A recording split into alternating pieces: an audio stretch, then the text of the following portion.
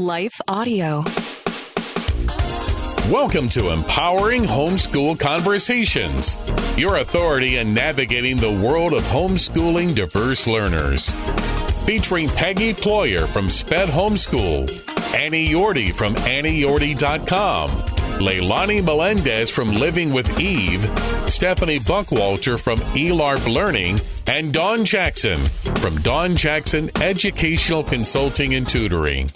With over 75 years of combined homeschooling expertise, experiences, and perspectives, this group is eager to share their wealth of wisdom to empower your homeschooling journey. So grab your favorite mug, settle in, and get ready for insightful discussions, valuable insights, and practical tips as these experts and their guests dive into the hottest topics in homeschooling.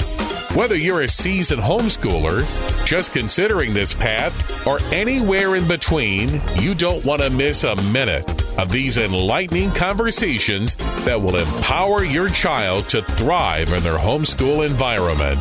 Empowering Homeschool Conversations is starting right now. Join us to give your homeschool the power boost it needs to successfully educate the unique learners in your home. This is Dawn Jackson, and I'm here today with Empowering Homeschool Conversations with Marieamma Willis. And I wanted to share that today we're going to be discussing about ADHD and the impact of ADHD on children, the stigmas around that, and hopefully a new way of looking at it. So I want to open with this quote. ADHD is probably one of the most misunderstood mental health disorders that affects almost 10% of children aged 13 through 17 per the CDC. ADHD, according to Stephen Hinshaw, a distinguished professor of psychology at UC Berkeley, says or calls ADHD a self-regulatory disorder, not an attention deficit. This personally is a subject close to my heart. As a woman that struggled with self-regulation and organization and impulsivity that impacted my life and relationships, after many years, I learned there was a way through the rubble, or I should say the trouble, that I thought I would never get through. With me today is Marieamma Willis. Marieamma Willis is an educational therapist and learning success coach in private practice. She has been teaching, developing educational programs, and presenting workshops for over 30 years. She is co-author of the Self-Portrait Power Traits Assessment with Victoria Hodson and the book Discover Your Child's Learning Style, My Book of Me Student Workbooks, and Light Heart Parenting Courses. Other books include What to Do When They Don't Get It and Learning Doesn't Have to Hurt. Visit her website if you're interested in more of these topics. So first of all, I just want to say that it is such a great pleasure for me and a privilege and an honor to be here with you today, Marieamma. Thank you. So this is a long time coming. I mean, I've wanted to interview you for a really long time. And I'm like, what can we do, right? Well, ADHD is super, super close to my heart, as you know. In my work and coaching families with students with ADHD and my special education work. But being with you today, I just want to share how you and Victoria changed my life over 13 years ago. Over 13 years ago, I was working in a school as a special education teacher, and your program came into our school, and I was selected out of many because of my interest in learning styles to come alongside and be trained and certified through your program. I was completely changed forever. Little did I know the impact that would have on my life. Little did I know how at 50 years old, God would use your work to help me understand the person that he created in me. I grew up feeling completely shamed about my personality, like I was kind of a weirdo. I was too talkative. I said things too fast and too loud. And it was a constant shaming of my life. Fortunately for me in school, I was a really good student. So teachers loved me. They didn't ever, put me under the spotlight or call me out. But in my personal relationships, I was called out. in my relationships with many of my family members who didn't understand the way I behaved. Frankly, neither did I, because I didn't understand the way my brain worked. So I'm really excited today that we get to talk about that a little bit, not just for me, about me, but really about many children that experience this topic of ADHD. So I'd like to just start with, when did you start questioning what ADHD really was? So my master's is in special ed. And in that program, of course, we would have had all of those learning disability labels, like just plain old learning disability, dyslexia, ADD, ADHD, hyperactive, all of those. And so after I graduated, I became the director of a clinic for kids that had learning disabilities of any kind. So I started working with them in real life, not just, like practice at school and what you learn at school. And it didn't work. I mean, what I learned didn't work. So I started to do my own investigating and, just like experimenting with kids, like, okay, she still doesn't get how to put a sentence together. What do I do? And so I just made things up and started to see that, oh, she's really good at drawing. She's amazing at drawing. She's 8 years old. She can, do a whole portrait, which of course I cannot do. But she's having trouble stringing a sentence together. So what can I do? I'm going to use her strength. I'm going to use her drawing. So anyway, I started just experimenting with this, and things started working. So I thought, there's got to be more to this that I don't know. What don't I know that they didn't teach me in teacher school? And I went looking, and I found the whole field of learning styles and strengths. And I started to learn about that, and then eventually came up with my own system. And I met Victoria Hodson. You mentioned her. She became my partner in this, work. And we then created our own strengths assessments, wrote the book about it and all of that. So the thing is that all of these things that are called learning disabilities, it's just differences in ways of learning. And our schools and classrooms and even homeschools, because, that's what we know from our experience, they're all set up for what we call the organized disposition. Right. And the auditory listening learner and the writing learner and the print learner. That's the magic formula. So if you're not that, if you're an imaginative disposition or curious disposition, spontaneous, or some of the others, sitting there doing worksheets does not work for you. We will continue this conversation after a short break.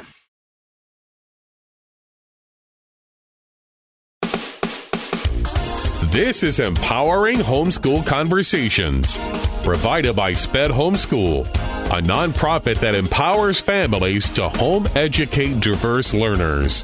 To learn more, visit spedhomeschool.com. And so what happens is, well, you know what? I'm going to read something to you. This was in the, it's a children's therapy center. We used to have this place in Ventura where I live. And this was all about ADD, 1997 in the Learning Disabilities newsletter, okay? So it says, knowledge of ADD or attention deficit disorder first came from the study of children. We now understand it continues into adulthood. About 5% of school-age children have ADD. Now, this is, 1997. Okay, so that's what they had. But here's what's going on. It says, ADD is a neurological problem. It's often present at birth, but may not be diagnosed until the elementary years because the symptoms go unnoticed at home. Now, that's the first clue, okay? Why do they go unnoticed at home when they're little, if, they get to preschool or whatever, and all of a sudden, oh my gosh. So now here, if this wasn't sad, it would be funny. So here's what it says next. So the symptoms go unnoticed at home, okay? Because we intuitively adapt to the needs of our children. But when sustained attention is required for boring, repetitive tasks in distracting situations like classrooms, the symptoms become easier to see. Now, the first time I read this in 1997, I couldn't believe my eyes. Like, what are you telling us? That we're supposed to be okay with boring, repetitive tasks in distracting situations? Right. And if we're not, then there's something wrong with us and we have ADD. Right. So it's a really weird kind of a thing. And at the same time, there was this, just a couple of years later, this other article in a newspaper that said, did Ben Franklin have ADD? Benjamin Franklin might have had attention deficit disorder. Why else would a man go out in a rainstorm with a key on a kite, hoping for lightning to strike it? And so when you look back at all of our famous inventors, scientists, and all, like Einstein didn't do well in school, and people are told, you'll never get anywhere. And it's because of that. They have this different learning system in their brain. And I mean, we all have to learn self-regulatory things. Right. But let's do it through our strengths instead of letting, like you grew up thinking there was something wrong with you. That should not have happened. There was nothing wrong with you. You just had these strengths. And then you needed to learn how to be in a social situation. Right. And also with that imaginative piece, and also I'm spontaneous. Yeah. So imagine this creative brain that moves a lot. And so you can, and everyone knows who watches this podcast, I'm the moving one. Everyone else is very calm. But there's that can be overwhelming for people. Yes. But if you learn what it is about you, then you can go, oh, it's a good thing. Okay. Yeah. But then let me see, how would I do it if I were here? Because other people need this. I need this. They need that. How do we work it all out? Orville Wright was expelled from 6th grade for bad behavior. These are the spontaneous people. Jay Leno, we all know who he is, a comedian. He had a 5th grade teacher who said, if Jay spent as much time studying as he does trying to be a comedian, he'd be a big star. What? See how crazy that is? Oh my goodness. So there are all these, we just need to really get rid of the labels. I know so many, psychologists and experts and all they keep talking about them. But if we just got rid of them and we just said, what are you good at? How does learning work for you? How does this work for you? What do you need when you need to memorize? What kind of strategy do you need when you're in a room with a bunch of people and you're having a discussion? What are some skills that you can learn? But before that, what are you really good at that we can focus on? Let's focus on what you're good at. I love that so much, because typically if students don't work or fit in a certain situation, like I say, the box, right, then they're shamed. There is something wrong with them. And I know as a special education teacher for over 13 years, we had kiddos coming into our classrooms, and I was like, why are they here? Why did they get diagnosed? Like, they're just creative children that think differently and learn differently. And that's one of the reasons why I changed up and went into more coaching and helping parents to understand, like yourself, how their children, how they actually think, and how the disposition and learning styles are so essential in understanding those. And I wanted to ask you, one of the passions of my heart is girls with ADHD, because as we know, girls oftentimes do not get noticed. If they, if you want to say the label ADHD, they go unnoticed. But the problem is there is a societal pressure, and I still think it's real, that girls should be perfect, that girls should do everything well. And when they don't do certain things well, like say they're really doing well in math, but they're reading and spelling, they're not doing well. Oftentimes, parents don't understand that and accidentally may shame that child or pressure them like, what's wrong with you? You're just not trying.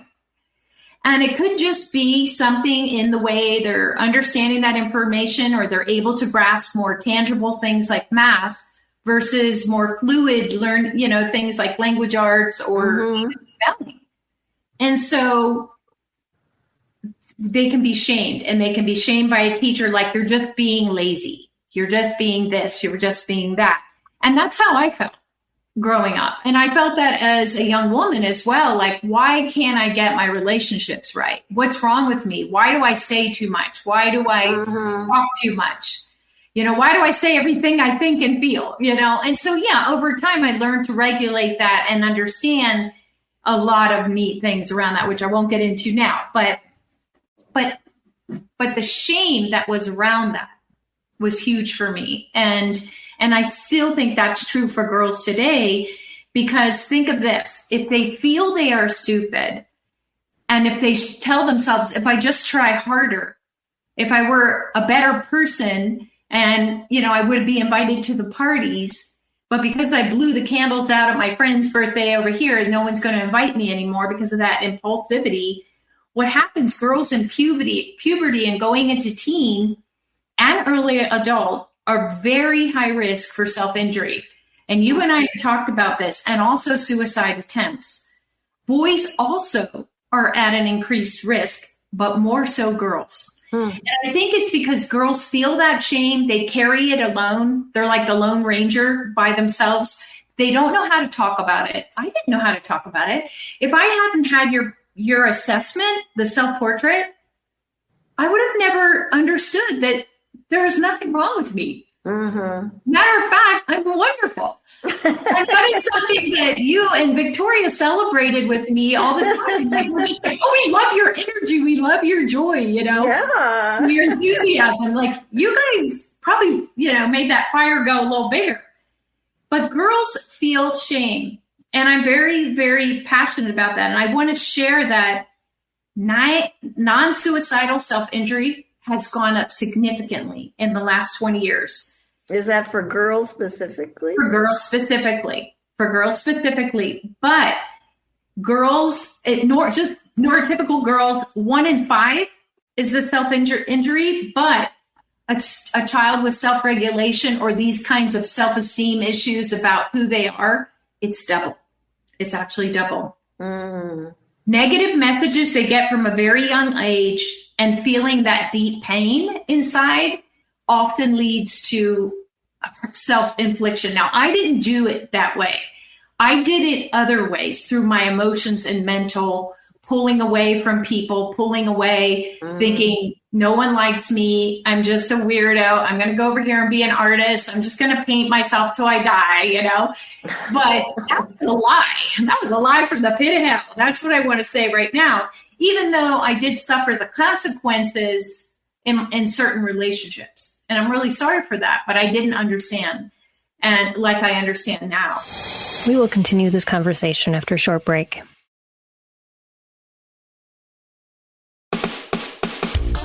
This is Empowering Homeschool Conversations, provided by SPED Homeschool, a nonprofit that empowers families to home educate diverse learners. To learn more, visit spedhomeschool.com.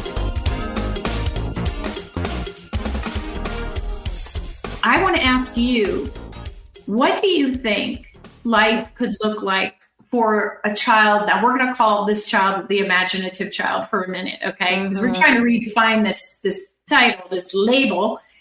How would you identify the negative side of an imaginative child, what they might struggle with, and then the positive once they understand what that really means? Well, so the imaginative person who starts out as a child, True. a lot of that is in their own heads. So, see if this resonates with you. I think it does. Because, I think we should say that is one of your highest dispositions, right? Yes. So imaginative is like just thinking and coming up with amazing ideas and sometimes not following through because then you're on to the next thing. Does that sound like you? Oh yeah. And you and I have so fun, right? So fun. And I'm going to do blah, blah, blah, blah, blah. And then you might start it, but then, the joke is it's the person that starts a bunch of projects and then they're all sitting there because you get bored with it and then you want the next one and the next one. But still, it's a very much of an alone kind of a thing. It's not like that's what, an artist is. Mm-hmm. And it's whatever kind of artist you are. It's aloneness, being with that imagination, coming up with those amazing ideas. Mm-hmm. So those are all the strengths, because if we didn't have people like that, we wouldn't have so many of our, scientific discoveries and just all kinds of things in the world that you need that for. I'm not that. My strength isn't organized. That's my disposition. So, but the strengths can also be the downfall, right? Absolutely. So there you are, and you're alone with, you know what? Let me read this because this story, I think, tells it all. It's a boy, but it's the same thing. This teacher was trying to convince an expert that this child in her class was ADD. Okay? And so she says, it all adds up. You wait and see. He's got it all right. The it is ADD. I was there to visit her second grade classroom, observing a little sinner, which is what it says, named Carlo. The it he supposedly had was ADD. Most classrooms I visit are lovely, but here the teacher stood in front of 18 seated second graders and described phonics. The children were to listen to a stream of words about vowel teams. And so Carlo turned sideways. His head was tipped up and his gaze remained fixed through the 30-minute lesson. When the group was dismissed, the teacher said, "What did I tell you? ADD. That boy didn't listen to a word I said." Later, I saw Carlo and I said, "Tell me, do you remember what you were thinking about back there in the phonics lesson?" "Sure," he said. "Didn't you see? There was a sunbeam coming in the window, and inside were all these little dust particles. They were kind of dancing and rotating the same pattern. Then I started wondering whether all the air in the room had the same kind of dust particles. Maybe the particles in the dust sunbeam moved because they were extra warm, or maybe they all..." See, this is our little scientist. Right. And he goes, "I don't know. Do you?" He's saying it to this. And so this person writing the article says, "No, I didn't know that, but I did know that this boy could focus and sustain attention. And while I'm semi-glad the teacher had heard of ADD, I weep for the children being labeled with this word." Yes. And it goes on because, and here's the other thing about ADD. Usually it'll say they cannot focus on school type learning work. Right. And then they go on to say things like building with Legos or drawing don't count. What do you mean they don't count? Because those same kids like you will spend hours drawing, painting. Especially when there's an interest. If there's a deep interest. It's what your interest is. You're building, doing some kind of a science thing, putting things together, whatever. And so why doesn't that count? Because that means you can focus and sustain attention. And here's the thing. If a person really could never, ever focus on anything, that's a medical diagnosis. Right. That would be a disorder. Yeah. If I couldn't sit here, or you couldn't sit here, talking to me, and you were like, jumping around, and I know you need to move. I know you're energetic, but still, you can sit here. Yeah. We can have a conversation. You can go draw or put plants in your flowers in your or whatever. You can sustain attention. That is not the same. If you've ever seen a person, child or adult, who truly, truly has hyperactivity or some kind of thing, they cannot, even being interested in something, they cannot. And that's supposed to be a medical diagnosis. But these kinds of things, like these stories that I've been, telling, that's not it. And I want to add, as a teacher, a certified special education teacher, and I have a master's in special education, and worked several years alongside teachers like that, who would often come into my room and say, this kid has ADHD. First of all, that's illegal. I hate to break it to you, but that's illegal, and you are not allowed to say that. I'm not allowed to say that, and you're not allowed to say that. It has to be a formal diagnosis. I'm talking through the school system. That has to be a formal thing. You cannot just label a child. And I would try my best in all my gentleness, which I'm not the most gentle person, to tell them you are not allowed to say that. And the very fact that the mindset of the teacher is thinking those words over that child, I can guarantee you they're treating them that way. And it was interesting, like a certain amount of rage that would rise up in a teacher. And I'm like, why are you taking this personal? First of all, do you know the story of this child? Do you know what they're dealing with? Do you know if they had breakfast this morning? Do you know if they're reacting to, something in their orange juice and cookie that the cafeteria just gave them? I mean, do you really know? And so it was just that assumption that used to really break my heart.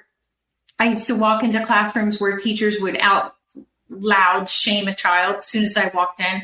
Oh, he's not paying attention. He's not listening, right in front of his peers. And my phrase used to be, bullying begins in the classroom. It began in the classroom with the teacher. Shaming these children.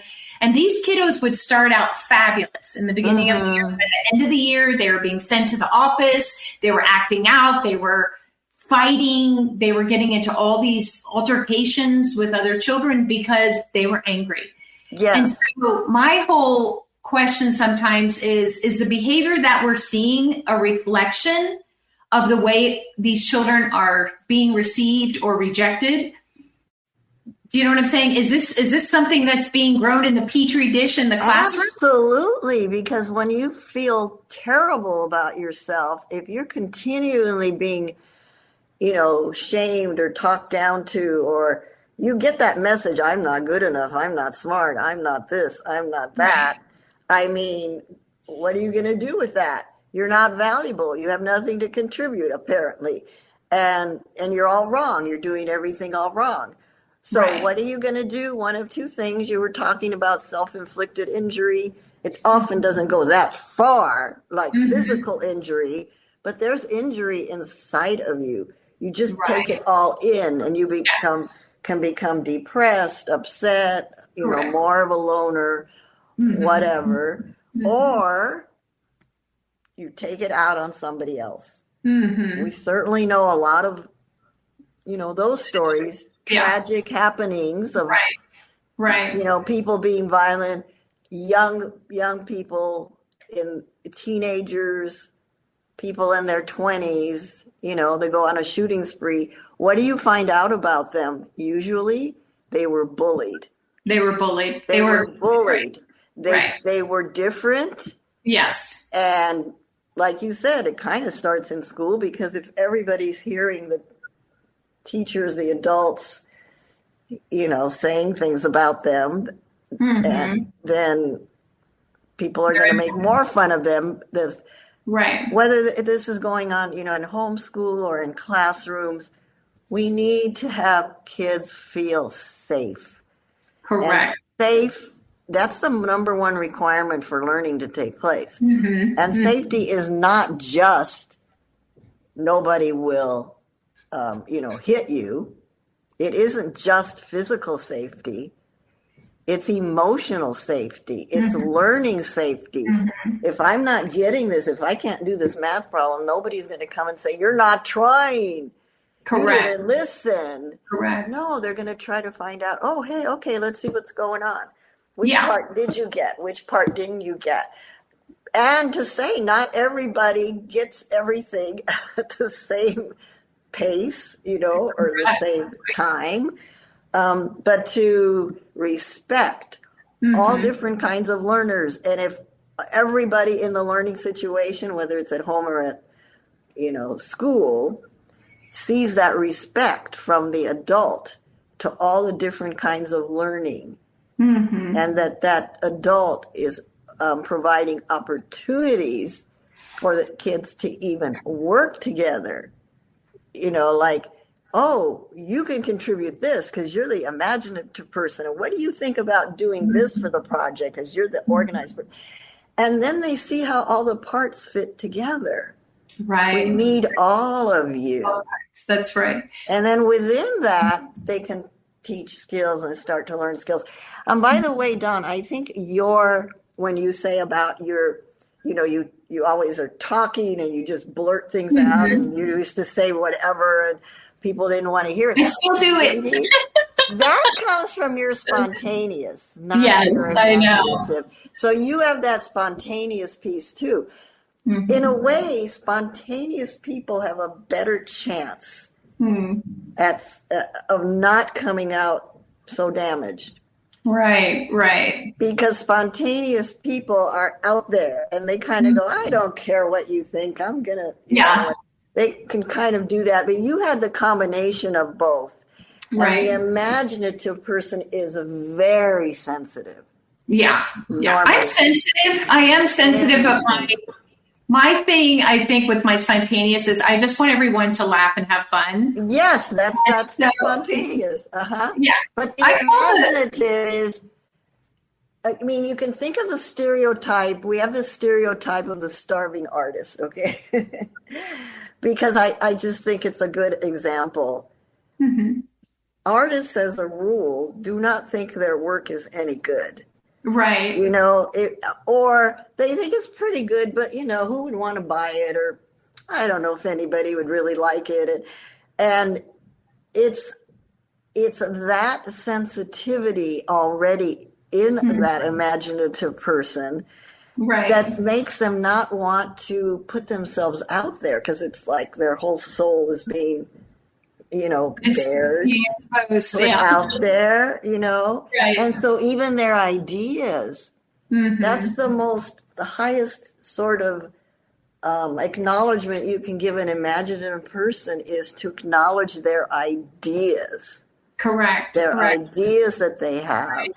That's good. But instead, you were asking about, I forgot how you said it, but the way they're looked at as the bad side of how they're looked at is, it could be that they're lazy because they're seen as just sitting there, or that they don't pay attention. They don't listen because they're looking at the dust particles and wondering about the next science thing. Yeah, they're creating spaceships. It's so funny because when I worked with those kids, I was like right there with them. I'm like, I see the spaceships. I see the colors, and so I don't know who was teaching who sometimes, but I absolutely loved it. Can I say something there? Because that reminds me, parents who are like that, because, okay, we have parents who are because adults, they grow up to be imaginative adults or curious or spontaneous or any of these. And often they think they can't homeschool because they feel like, well, I'm so disorganized or I don't get it. And no, this is a great opportunity, because if you have any kids that also are like that, have those same dispositions, you're going to have a blast. Right. First of all, you're going to understand them. And then you're going to be sort of redoing your whole school time, your whole learning of having fun and figuring out, what's the creative way of doing this. So a lot of times parents feel shame that they're not good enough, absolutely, to teach their kids. When I coach parents, we do an online assessment, which we'll be talking about in a minute here. But when I get those parents and match them up with their kids, I'm like, oh my gosh, you make the most. And if they're curious, I am curious. I'm like, oh my gosh, you're going to have so much fun. This is going to be, and it's interesting, if they have that high curious piece, they're often really interested in homeschooling. I noticed there's a correlation there because they want to know how to do it. Yeah. And I think that's probably something that is a gift, but it can also, like you said, it can have a boredom piece. So it can also be a non-gift. And I know myself, today I'll say, I'm starting school. And then when I delve into it and look at everything, I'm like, maybe not. Because, it's bigger than I imagined, right? But my imagination. Your imagination. Doesn't mean it's over yet. Yeah. So I don't know. Whereas an organized person like me can think of the more practical right up front. Yes. I might say I want to start my own school. Let's just use that as an example, and not have that emotional piece to it. And then think, okay, it involves this. Do I still want to do it? Am I still passionate about it? I could. Right. But I might not want to either, because I know how much work, So where does that emotional piece come in? Is that in with the more the imaginative or the curious? Like, is there a correlation there? Well, do you also have high supportive? Yes, I do. Okay. So we haven't mentioned that yet. I got them all.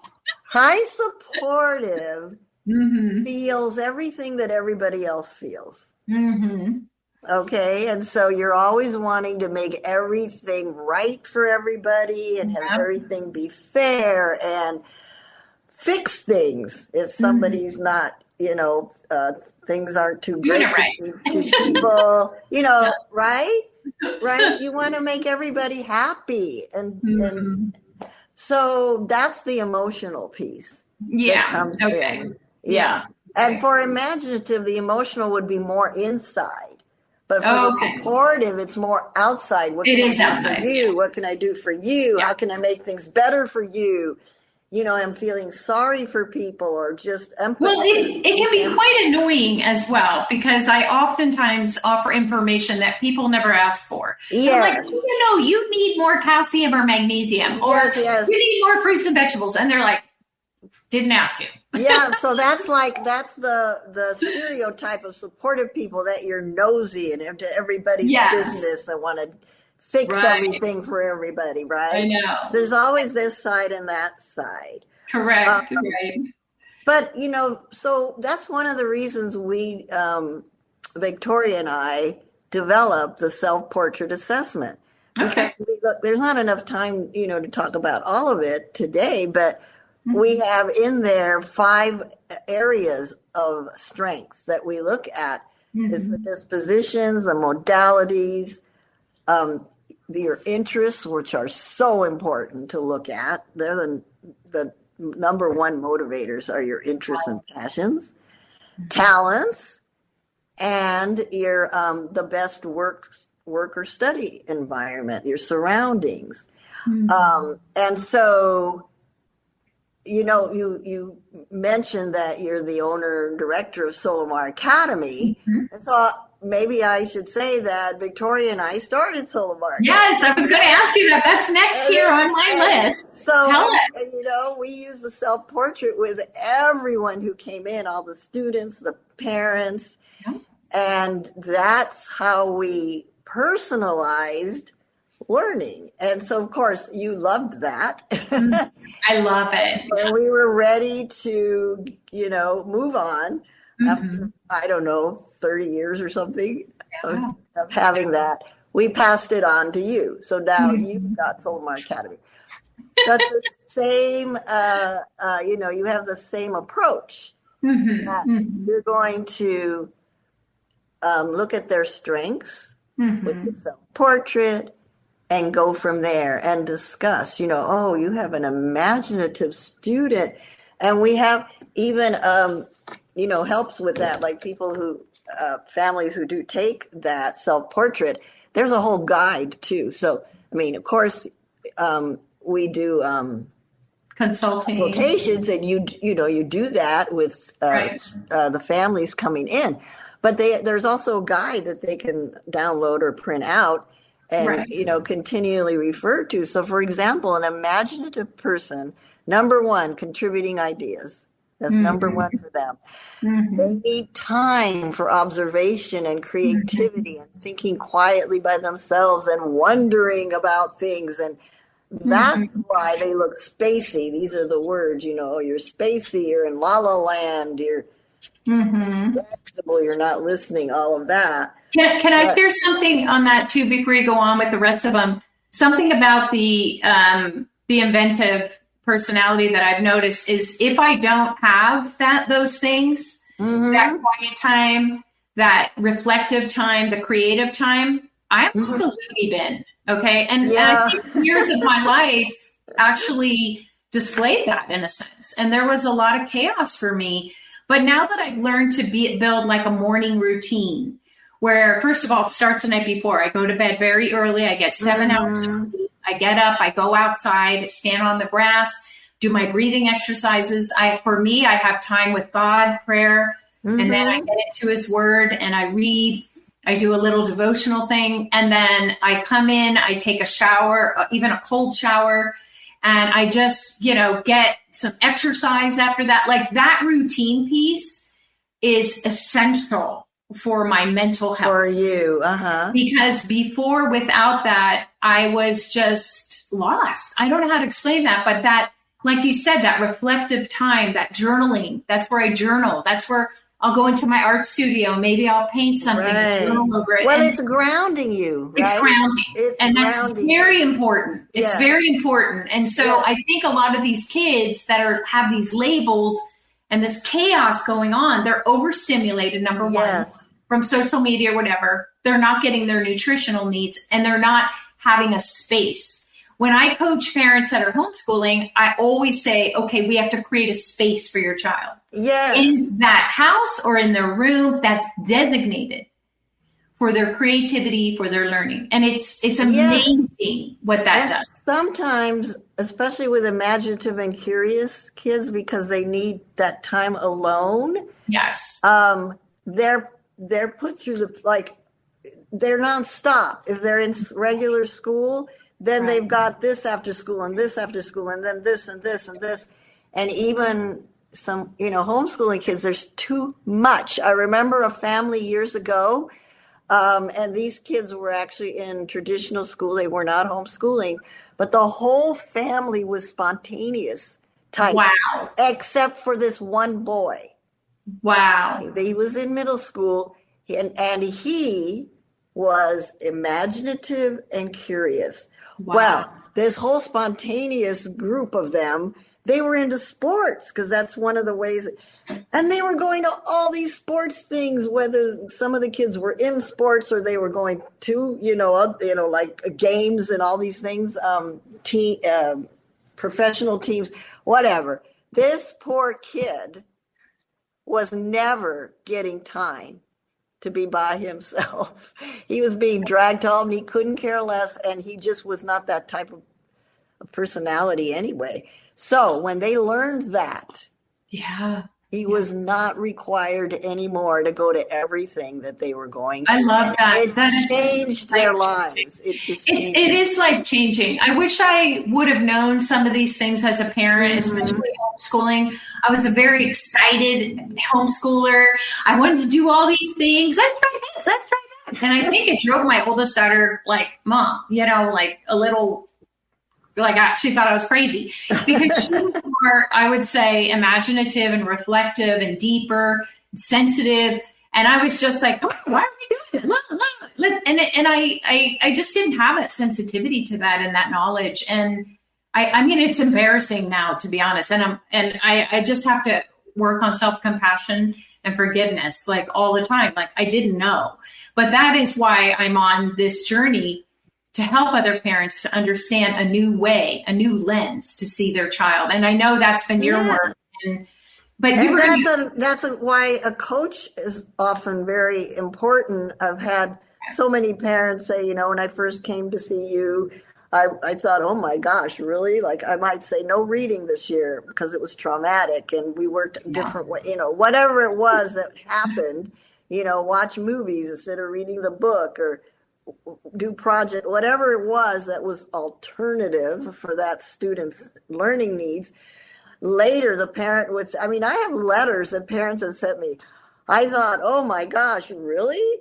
I was relieved, but at the same time, I thought, well, if anybody gets in trouble, it'll be you, because you're the one that said to do that. Right. And then, they've said, and here we are, and my kid is reading and going to college and doing this and this and that and that. And I know if they had been in a traditional setting or even a traditional homeschooling program, that would not have happened.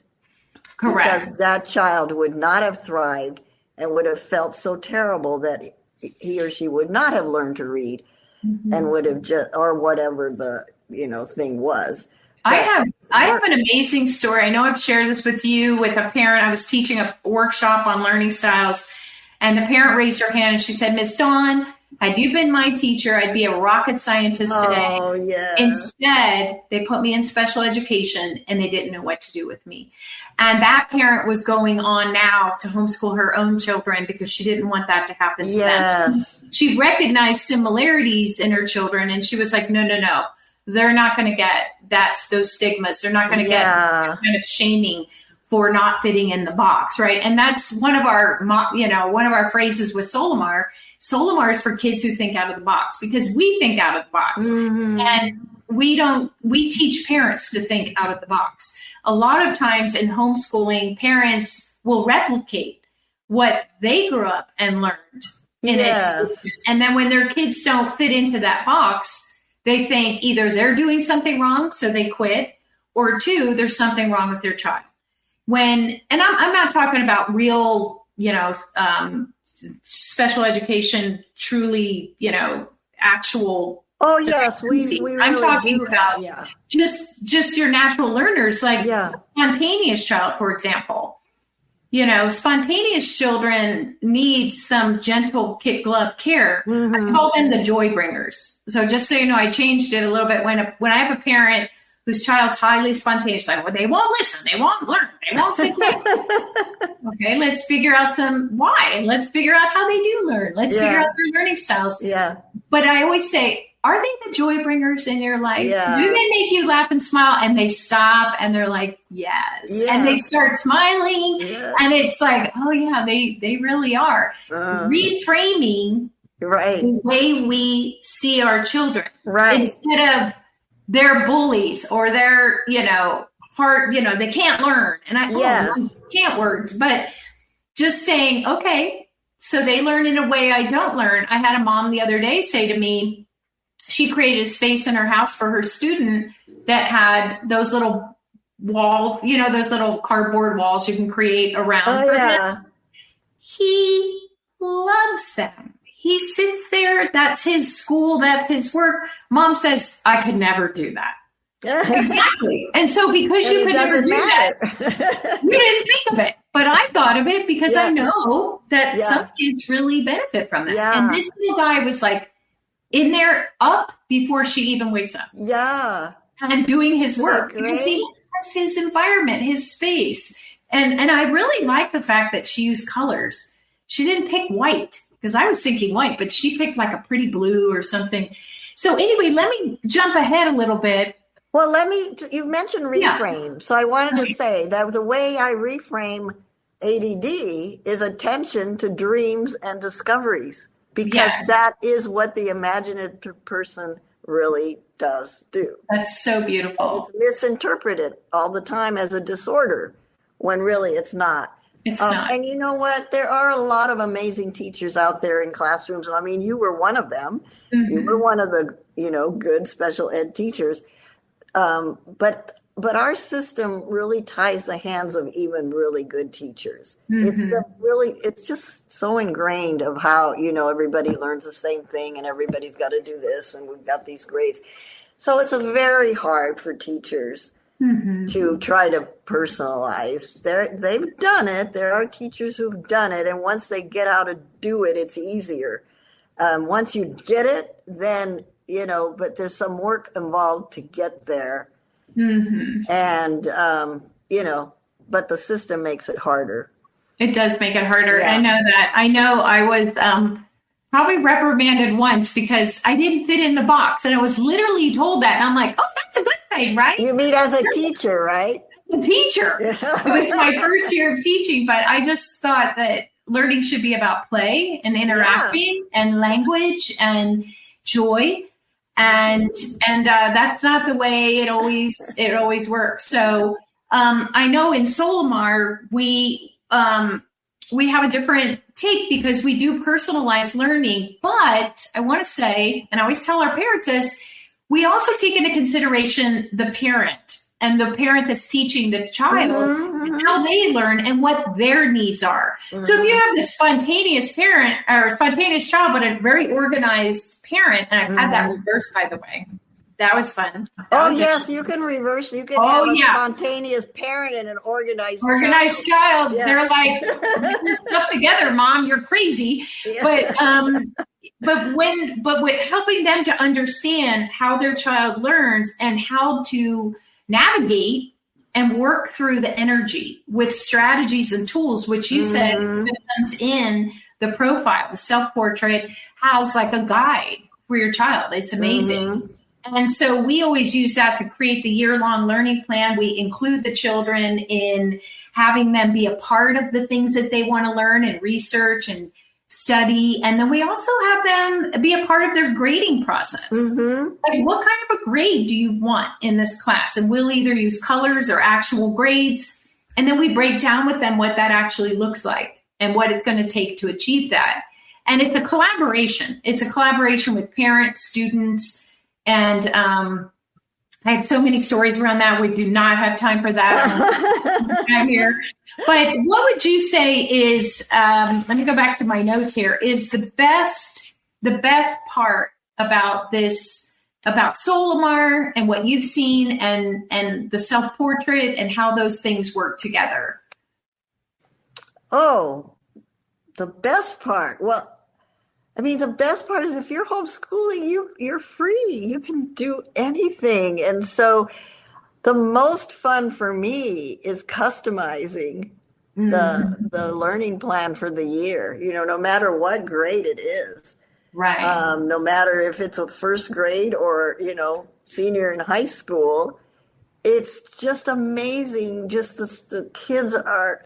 For example, this one student that came to me in 9th grade was a girl, and the mom said she's failing everything at school. She's failing, and so of course we gave the self-portrait. She was imaginative. That was one of her highest, and so that first year, so when we have the consultation, I talk to them like, it looks like you might like to do this. What do you think? Because they don't know any options. Right. Nobody's ever given them options, All they know is they do this and take the test, right? Yeah. So I introduced the idea of scrapbooking. I remember that. For history, literature. Well, she did this beautiful beautiful thing. I still have. I remember that. It's amazing. You remember that? Well, okay. So that was ninth grade. And then in 10th grade, she said, we're planning 10th grade. I didn't have to do anything. She had all these ideas because now she knew, oh, maybe I could do that. She said, can I do history through the Olympics? What? Yeah. I never thought of that. This book, it's huge. It doesn't even fit in a frame. It's huge. And you've seen it. I've seen it. It's amazing. And, since then, I've used those similar strategies with our students. I have a student right now who is very creative, just really quick. She did a journaling. I taught her some art through art supplies and different modalities of art. And she took that to a hill. Now her and mom and I were discussing for next year, possibly creating a vegan cookbook for kids. Oh my gosh. Because she's also a cook and she's an amazing cook. Yes. She takes all these cooking classes to incorporate her art into a cooking class, into a cookbook for kids. I'm like, I'm so excited. I mean, talk about writing and English research, writing. And it could it's include amazing. History of nutrition, all that kind of stuff integrated together. It is the most amazing process ever. And it's different for every child. Right. And so anyway, this girl in that book, she did it all herself. I didn't even give her any ideas. She did through the Olympics. She did like the history, the economics of the different countries that they were going to. Just all of art. She did art. I remember all of that. Mariaemma, I have to kind of cut us off a little bit. I'm so sad. I think you and I could talk for hours and hours. And I just want to mention to everyone, she is a coach in Solomar. So her and Victoria. Oh, yes. And we love having them. What's that? I'm one of your coaches now. You're one of my coaches now. I know. She coached me. Now she's still coaching me. Yeah. And I just want to, if anyone's interested in Solomar Academy, we are a private, independent school program. That's why we have all this beautiful flexibility. And you can reach us at solomaracademy.com. You can also reach Mariaemma at her website there. And also, I just want to say that today for Solomar Academy, we offer consultations and the self-portrait even outside of our school. You don't have to be a student in our school. And we usually charge $375, but if you're interested, we're going to charge $325 and give you a special break if you mention this podcast that you heard it today. We would love to meet you. Even if you just have questions and you're curious about, how would your child work in this situation? We would love, love, love to talk to you. Do you have any last words, Mariaemma, for our families today? Just that the most important thing is to help kids figure out who they are, what's their mission in life, and to do that, we have to first find out how they're made. How did their creator make them, Right. And what do they have inside of them that it's like you're the instrument to help bring that out. That is so true. What a joy. And it's been my privilege to share with the families through this avenue. Also through just knowing Mariaemma and Victoria. It's been life-changing for me, a woman when I was 50, just kind of straggling through life. And I want to share a really fun thing. I have a minute here. After I took that self-portrait, I realized that I was an artist. That there was an artist in me. I always looked at it like, nobody will like my art. It's stupid. What am I doing? I went on to be in juried art shows, in art museums, selling my art, still sell my art today. And it's just been an incredible blessing. But more importantly, seeing my passion and my heart and my giftedness, I learned it through you. And again, I thank you. Thank you both. And wish you all the best. And I know we're going to have you back here soon. Okay. Going to do it again. So thanks, everyone. I think we're done. Okay. Have a great day. Bye.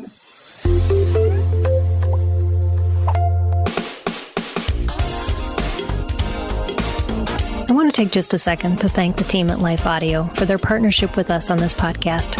If you go to lifeaudio.com, you'll find dozens of other faith-centered podcasts in their network. They've got shows about prayer, Bible study, parenting, and more. This has been Empowering Homeschool Conversations.